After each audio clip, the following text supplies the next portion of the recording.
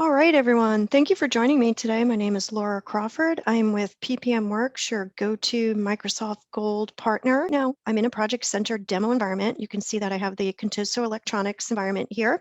All right, and this is one of our views that we've created here in our demo environment. This is a project-centered view. You can see, let me grab one of these other views here. Let's go ahead and group this by owner. You'll see that I have various options on how I want to organize my project information here.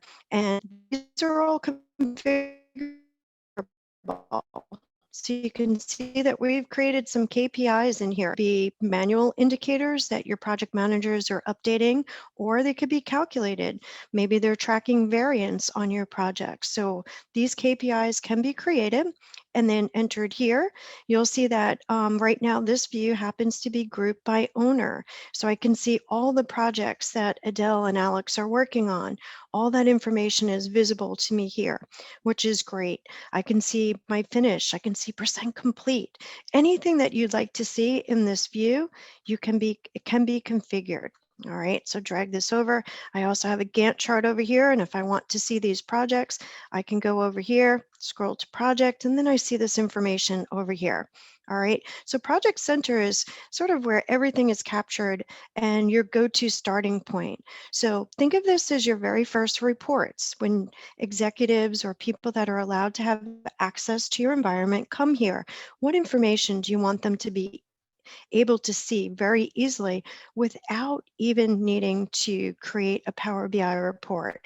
So that's what this is about right here. All right, so the information that you want to report on will also drive these views and how you set this up. All right, so let's talk about a few things. How do these projects even get in here? Well, you have a couple of options. One, you can see here that I do have a Power App already open. You can start from a project request form. So I've already opened this up and I'll show you what this looks like here. And I've just typed in a few things in here so that we can see what this looks like. All right, this is a request form. It's a Power App. So part of Office 365 includes Power Apps. So we've created a Power App to capture all the demand. All right, so this is something where a PM has an idea for a new project, and maybe that idea needs to be vetted. Maybe you need to capture everything so that you can determine which of these projects you have the resources to complete and which of these projects you have maybe in your budget to complete. All right, so this is just an example of a project intake form. You would give it a title, which would be something, let's say new demo request here. All right, it would be the name of your project, who's it requested for, description. These are fields that we've created. All right, so we went ahead and recreated these fields. You'll see that some of them are required, and this is up to you. When you have a business charter that you're asking your PMs to complete to submit for a project, this can replicate that. You can take what they're doing manually in either a document or a form, Excel, whatever that may be. You can actually automate it here. And the beauty of that is when they save this, you'll see that it actually can go through a little bit of a workflow up here. So creating that new project idea, then reviewing it, goes through the review board, they evaluate it, and they disposition it. So is it worthy to become a project, or do we ask for additional information? So right now we're on a general tab, and as this moves through this project intake process, we can actually add additional tabs. And as we move through, we can say, okay, give us a general idea of what this project is about. Again, capturing the fields that you ask for your users on your project intake form and creating them here. All right, then maybe we ask them for some budgeting information. Maybe we ask them for some resource over information. You know, what are the types of roles that you think you're going to need for this project, or the estimated duration of the project? All right, so all that information can be captured here, and then the user hits save. It goes on and on through the process here. All right, so this again is just if some organizations choose to create everything directly here, every idea is a project. If it doesn't get, if we decide we're going to not continue, we can actually cancel. or delete the project from here. Or again, we can start with an intake request form.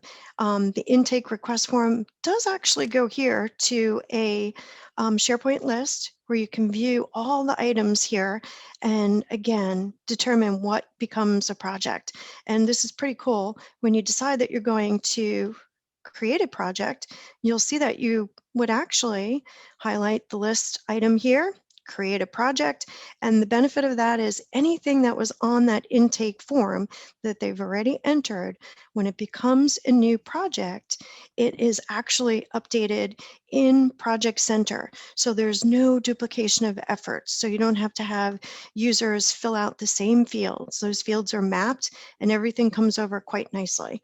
So one of the benefits of using that intake form again is that you have the ability to vet what should become a true project, and then once it does become a project, there's no duplication of efforts. Anything that they've entered in that initial intake form is copied into fields here in Project Center. Okay.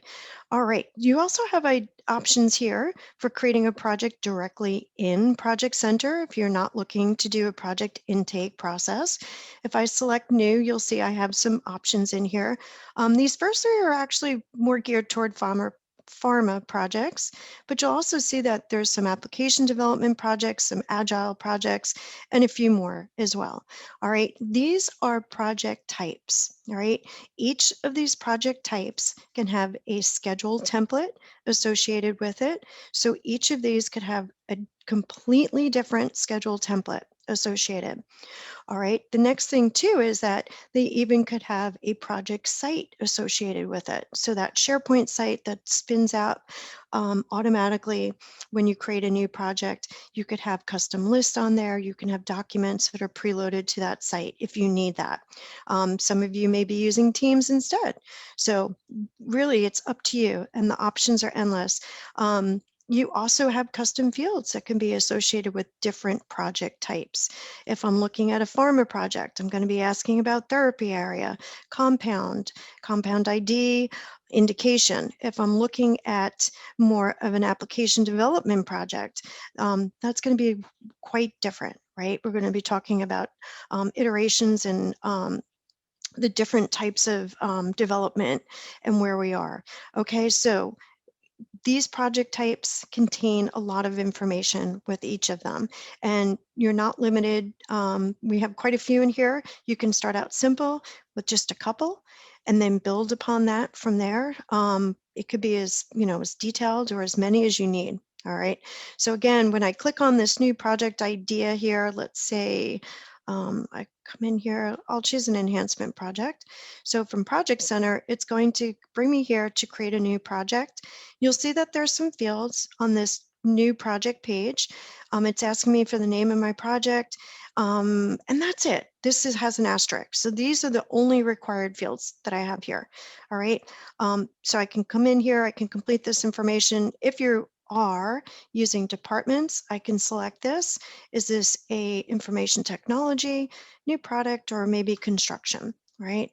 So the fields that you see here have been configured by us as administrators in this demo environment. So again, when you're creating, if you already have an existing project charter and you're asking for information from those users, why not create those fields here so they can enter that information directly here? Again, keeping automating that. And then you have the ability to report on this. How many construction projects do we have out there? And where are we from a completion standpoint? So anything that's captured here can then be created or used in a Power BI report.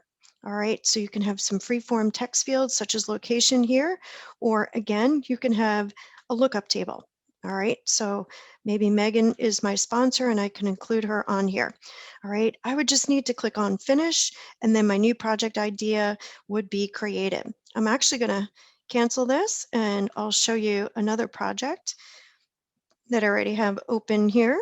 All right, so I've gone ahead and opened a project from Project Center here by just clicking on the blue hyperlink of the project name so that I can come here and see my project detail pages. So let me show you what these look like. All right, so you'll see this is a business case. This looks a little bit different from the one that we were just on because this is probably not an enhancement project. All right, so the enhancement project had just a few fields that I had to complete, and those fields look very different. All right, so this one here has quite a bit of information that's being captured here: proposal costs, benefit, etc. All right, so again, depending on the type of project, you can define what information you need to capture and how you'd like to organize that. Do you need to break this out into different pages, or would one page suffice? All right, so that's your business case here. We're going to come back to this in just a little bit when we talk about portfolio analysis, but I'm going to jump to the schedule page here as well so that you can see that we actually have a schedule here in the web. So if you've never seen Project Online before, yes, you do have web-based ability, editing capability. If I come up here and I click on this, I can go ahead and put this project in edit mode, and we'll see our ribbon's going to change in just a moment. All right, so now you see everything that was grayed out is now enabled. All right, so what we're looking at here is we can update percent complete, we can baseline, insert, delete projects, we can add tasks to our timeline here. We can do quite a bit of web-based editing right from here. So why am I pointing that out? Well, if you've already explored Project Online, you know that there are various licensing options. Some project managers might manage very small, lightweight, short duration projects.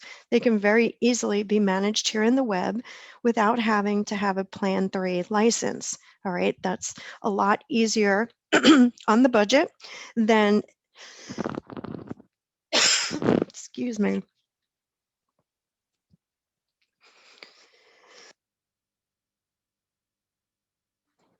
Sorry about that. I have a tickle in my throat. So project managers can edit the project plan. They can even build their team if they wanted to. They can actually come here. They can add resources from the build team here.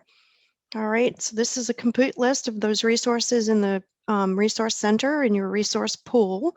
And you can see that these resources have been added to the project already. I can continue to add, save and close. I'll just go ahead and close that. And once I've added the resources to the project schedule here, I can even come in here and make changes. All right, so you can do quite a bit of web-based editing right from here in Project Center. All right, all web-based editing. I also have what, let's see, oh, it's detecting a change. That's okay. I didn't really make the change here, but I am being prompted to save. So here's a project status field. So maybe you're running a report and you have a great status report that you run in Power BI. Well, this is where you'd enter that information. Like, give me a description of your project status. Let me know if you're on track. This would be an example of a manual indicator. We could also have a calculated variance indicator as well if we needed to. All right, but you can see there's options to update information here. I have some baseline information as well. All right, and a lot of calculated fields on this. All right, these are being calculated. All right, so there's no option for me to enter those, but I do have the option of selecting whether I believe my project is on track. All right, so again, this information could then be pulled into a Power BI report. All right, we also have a few other things here. We have a tracker, which if you wanted to track financial information in here, you can do that as well. This is a little more detailed, but you can see how you can enter by month. Maybe you're entering it quarterly, and you can actually select the type of financial. Is it a forecast, actual? Is it something planned? Is it CapEx? Is it OpEx? Things like that. You can actually track that in here. This actually is a customization that we do. The other ones that I've showed you are your default out of the box project detail pages. So these can be created by an administrator and updated. All right. This one just is a little bit more complex than what I've shown you.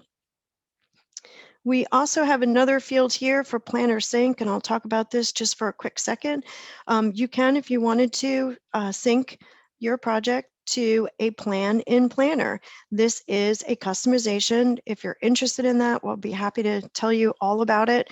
Basically, it gives you the option of taking tasks and project and syncing them to tasks in Planner. You can create a new plan from a project in Project Center, and all the tasks that you select to sync to Planner would be created in Planner in the buckets that you determine. All right, so some pretty cool stuff there.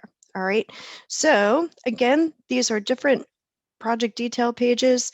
If you're interested in learning how you can synchronize Planner with project, please let us know, and we'll be happy to. We have some demos on our site as well.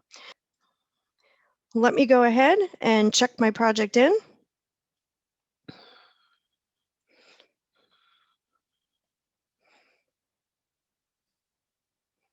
All right, that brings me right back to Project Center. Okay, so I checked my project in. Now I can go ahead and continue from here. I can open up other projects. So executives can come here. They can click on this blue hyperlink like I just did when I had that project open. That would open up the project schedule. They can see the timeline without needing project professional. All right, so some pretty cool things. All right, so again, we can start from a project intake request, or we can start directly in Project Center to create those new projects. All right, so I'm going to move on to Resource Center here. So Resource Center is your enterprise resource pool. All right, this can be synchronized with your Active Directory, so we can pull in all the users from Active Directory here as resources. You could also associate roles with resources. So is this resource a project manager? Are they an analyst, an engineer, etc.? So you have the ability of creating custom fields or attributes for each of those resources for tracking purposes. All right, and you can see here on the right-hand side that I've actually gone ahead and selected some resources. All right, and what I want to show you is that you do have the ability of checking what the resources are assigned to. So when, if I select resource assignment from here, we're going to see an assignment view that I've actually collapsed my outline, but I've selected Adele. So if I expand this, and I can see this time phase or in a Gantt chart view over here. I'll leave it as time phase. So you can see that I can see all of the projects that Adele has been assigned to. I can see all of the tasks that she's assigned to, the effort, what's remaining, the start and finish and the completion here. So I get the big picture of what she's working on. And I can see that there is some overlap in some of these projects, especially here. And I might be concerned whether or not she's able to do all of that work over that time period. All right, so what you're looking at is assignments. These are tasks and projects that she has been assigned to. So you might be thinking, well, that's great, Laura, but guess what? We don't ever assign resources in our project, but we still want to have a general idea of whether or not we have the resources to do the projects. All right, you have options. You don't necessarily have to do that. All right, you can actually do more of a top-down approach. So you have a project, you've entered a project in Project Online. You can then determine the roles that you need. It could be a generic that's associated with a specific role, like I said, project manager, engineer, analyst, etc. All right, and you can book or reserve that resource for a specified period of time, and you can tell the tool, I know how many hours I'm going to estimate per month, or I know the actual percentage of utilization. So I know I'm going to use this person at 25% for the first 3 months. Then we're going to ramp up to 50%, and then we're going to come back down to 25%. It's another option for you. It's called resource engagements, all right? And what happens is the resource engagements are actually created here. Well, actually, they can be created here by a resource manager, but typically they are created by project managers. So a project manager would go into a project, they would create an engagement request in Project Professional. They would submit that request for approval to a resource manager. The resource manager would come here, and you'll see that there's bunch of proposed resource requests here. So they can come in here and you'll see that these are um, uh, generic, excuse me, couldn't think of the word, and I can swap this generic out for a named person. So if Megan is also a project manager, I can swap out the generic request with the resource that I know has the most availability. How do I know they have availability? Well, because I can look at the capacity views here as well, and I can come in here and yep, I know it's detecting a change, so the tool does try and keep you from navigating away. So I do have those resources like Megan selected over here, and I can come to utilization. Now this is only for, gosh, it's only for like a week. So we'd probably want to expand this. You might want to look at this by month and you have that option. So let me go ahead and change this by month. So let's see my date range. Oh, let me cancel that. That's fine. Let me come over here, timescale. Let's make this months instead. All right, so oh, we only have 1 month in here. Let's go back to weeks before I come in here and set my date range again. Okay, so you get the idea though, that you can look at this by week, you can look at this by month, you can look at this however you need to see this information. And if I scroll down here, this happens to be a resource utilization view. I can see Adele. I can see her availability and her capacity. I can see her project assignments. So if she has assignments here, I can see what projects she's working on for these weeks here that I've outlined. But again, I can go across 6 months if I need to, by month. I wouldn't do it by week if I'm looking at 6 month time frame. And I could clearly see who has availability and who does not. All right, so again, you get that bigger picture here from this capacity view. I also can change to remaining availability. This is a good view. All right, so you'll see it gives you your availability and your capacity again with your project assignments. And if I scroll up here, you'll see that this is helpful, like this right here. I know that we have a great demand for a project manager in the month or the week of 7/5. All right. So we need to determine, do we have enough project managers to be able to do all of this work? All right. And there's some settings that we can use in Resource Center where we can adjust the capacity for generics based on how many we have. So if we have 5 project managers, we have 5%, 500, excuse me, percent capacity. And if we need all 5, we would be able to determine whether or not we could do the work. All right, so you can see who has availability and who does not. All right, so if this was a named person, I would swap this person out with someone that does have some availability. All right, so again, we could do that top-down approach where you're booking your resources at the project level and just either requesting a specific person or a generic and indicating how you're going to utilize that person for a given time frame. All right.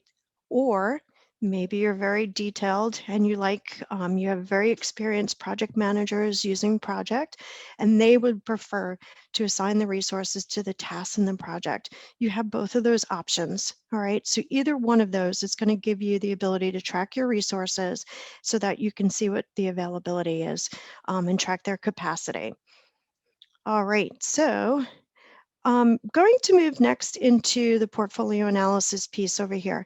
So you can see I have the strategy section over here on my quick launch. The first one is a driver library, and I'll show you that. I have this open over here.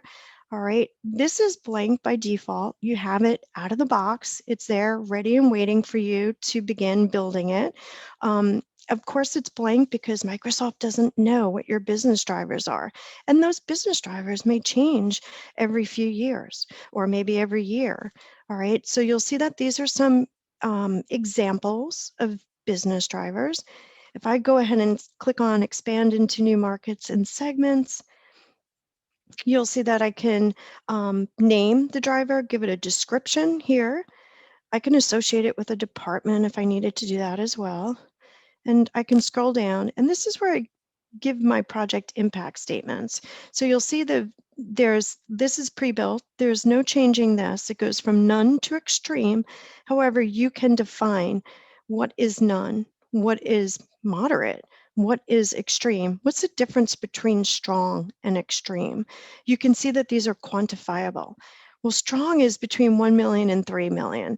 Extreme is more than 3 million. That's very clear to the project manager on what that means. Why would I rank my project as strong versus extreme, right? This is, again, one of the impact statements in your business driver. This does need to be set up in advance of portfolio analysis. Once this is set up, this information will populate what we call um, a, a project details page. So let me go back, and I know, let's see if I can quickly find the project that I want. I think it's the I think it's the biothermal. Let's open this one up. I had it open. Perfect, great. Okay, so what you're looking at here is what we call a strategic impact page. So I skipped that a moment ago when we were looking at the project detail pages, because now it'll make a little bit more sense. All right, so we created a driver library. When we created that driver library and our impact statements, this is where it automatically populates. This is a project detail page that is pulling the information that you entered into the driver library. Now the project manager comes in here and they begin to fill this information out. All right, so they're going to rank their project against each of these business drivers. When the driver library is created by the administrators, there's another step that has to happen. What executives will then do is they'll get together and they will rank each of these business drivers against each other to determine what is the highest in priority down to the lowest in priority. And that is used to assign the project a priority ranking. All right. So if reduced expense base is the highest of the priorities, and I've ranked this as low, you'll see that this is not going to receive probably a higher priority ranking in the portfolio analysis. All right, so again, this is done by the project manager. When they're creating that project, they're going to complete this impact statement.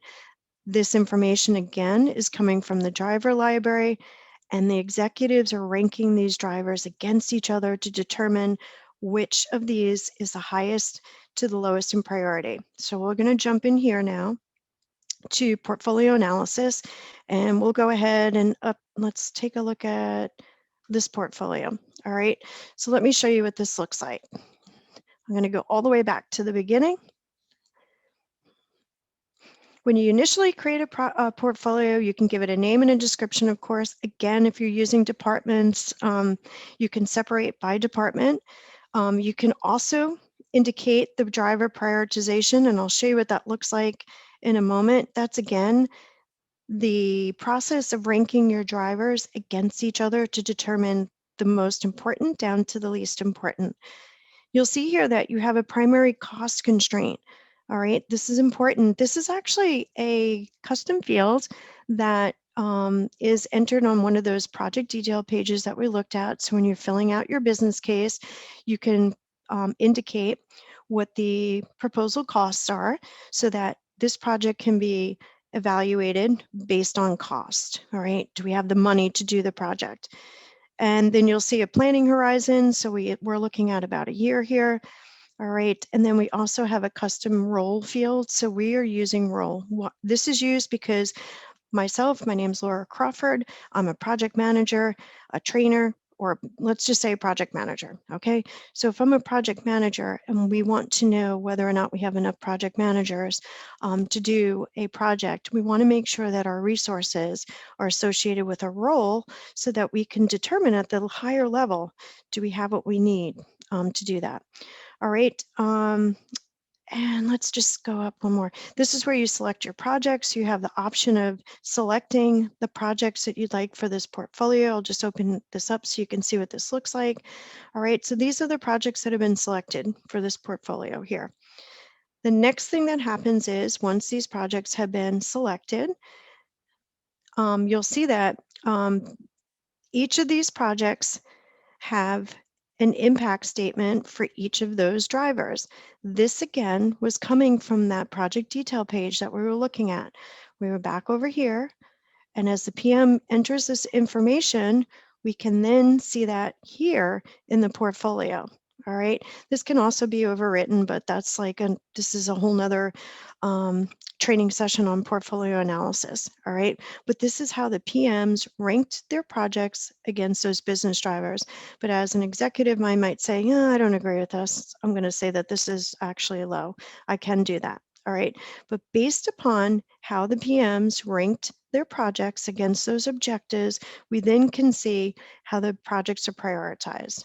All right. So what it does is it says, okay, this Wellington 4D imaging software is the highest project as far as priority is concerned, all the way down to the PWA evaluation and capacity determination. All right, this guy is losing. It's only 2.9%. So what does this mean? Well, when we go here and we look at analyzing cost, let me come in here and go to the baseline. When you first come here, it's going to give you a baseline view. And what the baseline view is telling you, okay, if we do every project that you just selected, it's going to cost us over $3 million. Okay, so this is where you can start applying your cost. Okay, if you don't, or your budget, I should say, if you don't have $3 million, what's going to happen? Like what projects get kicked out? So you'll see here, and you actually come in here and you actually can type a different number in here. And we've done that. So you can see there's 2.25 million. All right, what if we only have 2.25 million? Again, if I had just typed that in there and recalculated, it would give me this. All right, well, if we only have 2.25, there's going to be some projects that we can't do. Not shocking that the PWA evaluation that only had 2.9% priority got knocked out, right? So what the tool will do is it's really going to take a deep dive and a look into what projects have the highest priority, but from a cost perspective, can we do? And it's going to take those two things into account. And the ones that have the highest priority may actually be more expensive, like this one here. But you'll see that this one made it in, right? Because there's also a big benefit to doing this one, et cetera. So it's going to rank these projects and determine which ones you can do based on the money that you have. All right. And you can do multiple scenarios. You can take this down, change it again to another dollar amount, recalculate again, and then save each one. Do a save as so that you can compare. You can look at multiple scenarios and determine which of those scenarios works out best for you. All right, I'm not going to get into too much about your efficient frontier here, but this is a view that you can look at. You could also look at strategic alignment as well and see how your business drivers, the cost of doing each of these business drivers, how that comes into play here. All right, so again, this is a whole nother webinar that we actually have stored it's probably on our YouTube that I've done in the past. It was quite a while ago, but it's still, nothing's really changed in here since that. So let me go ahead and show you how, now that we're taking a look and to see what projects we can do based on cost, let's take a look and see what we can do based on resources. All right, so now you see the list is growing smaller. Okay, now we have 1, 2, 3, 4, 5 projects that were not selected. All right, so this view here is going to show you which projects were selected and which ones were not. It also shows you a new, the original start date, a new start date. This comes into play if you wanted to propose a change in the start date. Maybe if we push this out to later in the year, can we then do the project? I mean, excuse me, down here. If we push this project start date out considerably, does that mean we then have the resources to do the project? So this is where that information can be updated so that you can see how you can get more projects done during that time. Now, there's a much better view over here, and this is called the requirements details, right? This is just giving you a very high level what projects you can do based on the money that you have and the resources that you have. The requirements details takes it a bit further. And what this is going to do, let me highlight my deficit over here. What this is going to do is it's going to show you the months where you don't have the resources to do the projects. And pretty much every month in the year, except for January, we have the resources. We do not have the resources to do the projects that we have to do, that we need. All right. And what it's going to do is it's going to show you the selected projects and it's breaking it out. How many FTEs do we need for this month to do these projects here? All right. And this again can be pulled in from those engagements that you created where you're reserving a resource for a percentage of their time, high level, or are you assigning resources to tasks? Either of those come in here and can be calculated from there. And if I keep scrolling down, I can see what was not selected and what roles. And I can see that up here too. I can see that the accountant, the analyst, and if I scroll down, okay, so it looks like we might consider hiring an accountant or an analyst because we're not able to do these projects, any of these projects, because we don't have these two roles. We may have a carpenter installer, etc., but that does not matter. We need to have these we need to have these roles available during this time period, and we can see where the gaps are down here. Okay, and again, this is at the high level, just the role, the generic, not portfolio analysis doesn't get into who specifically is working on what and what those tasks are. Very, very top level. We just look at the role and we look at whether we have enough people in that role to fulfill your resource requirements at this point in time. And if any of those roles are in deficit, the project is not selected. So if we just needed an analyst for these 3 months, this project is not going to be selected because we don't have the analyst. All right. The zeros up here just represent that this carpet installer, when we take into account all the projects that we have already existing in flight, and we look at the ones that we're considering doing, that we've selected for the portfolio, I should say, do we have some carpet installers left over? No, but that's okay. We have enough to do what we've selected, but we don't have any left over. All right, so that's what that zero means. Doesn't mean we don't have a carpet installer or carpenter. It means that when we look at all the people that fit that role and the requirements for the projects, can we do them? And then when you see the zero here, that just means that's what's left over. All right, so okay, so going back, we prioritize the projects. Those we look at how those projects are ranked from top to bottom. We can analyze them based on costs. We can analyze them based on resources as well. All right, so I'm actually going to go here. I do have a project open. Let me go ahead and locate that project. All right. Okay, so now I'm in Project Center and I actually happen to be on an engagement view. Let me show you how I got here. Let me go back to a different view that's probably more familiar to you. All right, starting from a Gantt view. All right, you'll see here that I can actually go to, on my resource ribbon, you'll see that I can assign resources, I can add engagements from here as well, but I also can go to a resource plan view. And my resource plan view is where the project manager creates those engagements. So I already went ahead, I created an engagement for window contractor. I also have not submitted this one just yet, but I've gone ahead and submitted it. So it's proposed. It's waiting to be reviewed by the resource manager, but you can look over here. I've reserved this person at 50% for these 3 months. It's not a person, I should say. I reserved this role at 50% for these 3 months, and the tile contractor at 25% for these months here. And when I'm ready, I would go ahead and submit this here. Let me go to my engagements ribbon, and I can submit the selected engagement. This will turn from draft to proposed. The resource manager can go to Resource Center, view the proposed engagements, approve. They would swap out the tile contractor for a named person, and then I would know that that resource has been assigned to my project and booked. All right, so again, you can do a very top-down approach on reserving your resources here. All right, let me go back to a Gantt view here. Because I also want to talk about there are different views now. You'll see that there is a task board view as well. So sometimes I am asked about agile planning or methodology. There are different templates built into project now. If you come back here and you go to File New, you'll see that you can actually select a sprint project as opposed to a waterfall project.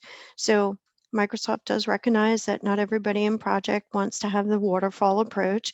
And you can see how I can come in here and I can actually move projects to or tasks to done and mark these as done here from this Kanban board view here. So very easy to use. So you can use different views if you prefer. You don't necessarily have to use the Gantt chart view here. All right, so different views depending upon the type of project that you're creating. All right, so let me go ahead and collapse out of here. And again, because we're using Project Online, we have the ability of connecting Project Professional to Project Online. So all of our projects that are updated in Project Professional and published are visible here. We can see those updates in here. As an executive, I can drill down into the project schedule from here if I needed to. All right, so lots of information that can be from here in Project Center. One other thing that I should show you too, let me show you Power BI real quick. Let's open this in a new tab. You go to favorites. All right, so we have some dashboards in here, and I'll just show you this real quick. All right, so one of these is the Project Online Content Pack, and I'll show you this. Just takes a moment for this to upload. All right, so because you're creating these enterprise projects, you have the ability of using Power BI to generate reports based on the information that you're capturing in projects. All right, those can then be translated into these reports and these dashboards. And I'll just show you a few of these here. We have a portfolio dashboard. All right, so if you're tracking costs and you want to see variance, if you're tracking the effort, if you're tracking risks and issues, that information can all be captured here in this content pack report. All right, if you're not tracking cost or issues and risks, but you like a lot of what you see on here, that's no problem. This content pack can be easily configured and updated. It can be edited and changed to make it your own. All right, so you're not locked in to using this. All right, we have portfolio timeline view as well. This is just an overview. Milestones is actually good too, so you can check out any upcoming milestones in the last 30 days, our demo environment. So it looks like nobody's done any work in here. Risks and issues. You can see the risks and issues. You can see the actual title of the risk, the project, who it's assigned to, and the cost exposure over here. I can click on this link to bring me to the actual risk lists in a project site where I can read additional detail on that risk as well. All right, so you can see how, let's say, resource availability. This is a good one. All right, so you see you have a nice heat map down here, so we can see over the course of time by month which resources have availability and which do not. Okay, so this is extremely valuable view here as well. All right, so lots of information that's captured here in this content pack. And of course, you can create your own Power BI reports as well. All right, so project status, we were talking about that. So we have that project status project detail page. If I go back here, you'll see this. We can create a status report based on the input that PMs are entering into that project status and then pull that into a Power BI report. What you're looking at here is the workspace where the report's published. So anybody that has a Power BI Pro license can come here and view this information without even having to open up the report in Power BI on their desktop. All right, so all these things get tied together nicely in Project Online. All right, so I'm going to stop sharing for just a moment, and I'm going to pause my recording here. I just want to say thank you. I appreciate your time. And if you have any questions, just email us at info@ppmworks.com, and we'll be happy to answer your questions. If you'd like to request a demo, we can certainly meet with you to provide a more personalized demo, customized demo, I should say. All right, everyone, thank you, and I hope you have a wonderful afternoon or evening, and come back to our YouTube channel often and see what we have out here. Thank you.